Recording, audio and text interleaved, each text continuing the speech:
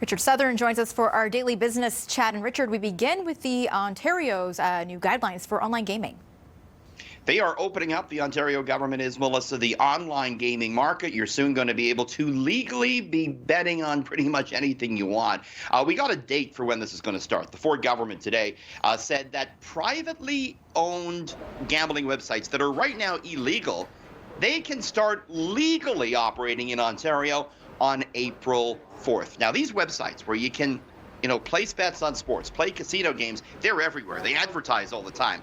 Poker Stars, Bodog, Jackpot City, all these names. They're technically illegal, though, in that they don't pay taxes in Ontario. That could be about to change because as of April 4th, they'll be able to apply to have legal status in Ontario. The government has created what's called iGaming Ontario, a subsidiary of the Alcohol and Gaming Commission to regulate all this. The Ford government will take 20% of the proceeds from these websites. That is a much smaller cut than what they take from these guys, the actual casinos. They take 55% from the casinos. So the casinos aren't happy about it. We have a statement in here from the biggest casino operator in Canada, Great Canadian Gaming. They actually operate the casino at Woodbine Racetrack. It reads, quote, "We are disappointed by today's decision, which puts thousands of good-paying jobs and billions of dollars in government revenue at risk in favor of jobless offshore online gaming.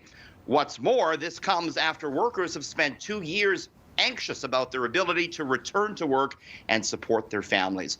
So, Melissa, the online sites, they're happy about this. The actual casinos, they're worried about losing business. Okay, now you won't find Neil Young's music on Spotify anymore, but there's another music service that's proud to have him.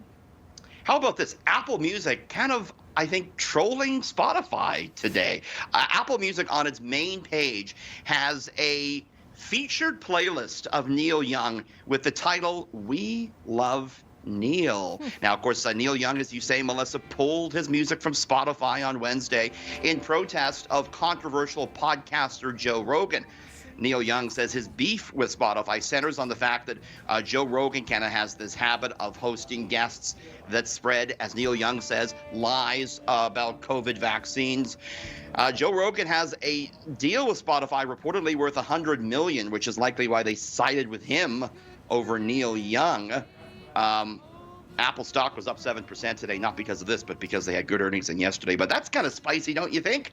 Yeah, you got a little bit of a beef between the two services. Yep.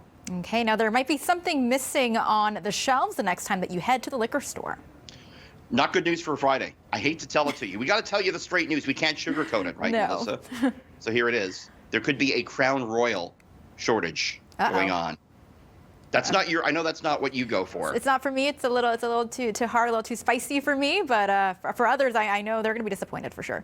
Richie likes a little now and again weekend tipple of Crown Royal, so I'm paying attention to this. The maker of that Canadian whiskey, Diageo, one of the biggest booze makers in the world, says a big pandemic demand for it has it running low on Crown Royal whiskey stocks, and it's a problem because it takes a couple of months to a couple of years to make, so they can't really ramp up production. Diageo also said it's running a little low on Don Julio tequila. To make up for this, the company is boosting prices in some areas, not necessarily here in Ontario, but it's also boosting advertising to promote other spirits that it owns that are in ample supply, like Johnnie Walker whiskey, which apparently has a lot of. Apparently the issue is a lot of people stuck at home, not at the bars, they're buying more liquor, more premium liquor. So that's why they're running a bit short, Melissa. Okay, well, thanks for joining us, Richard. And that's business editor Richard Southern. Cheers.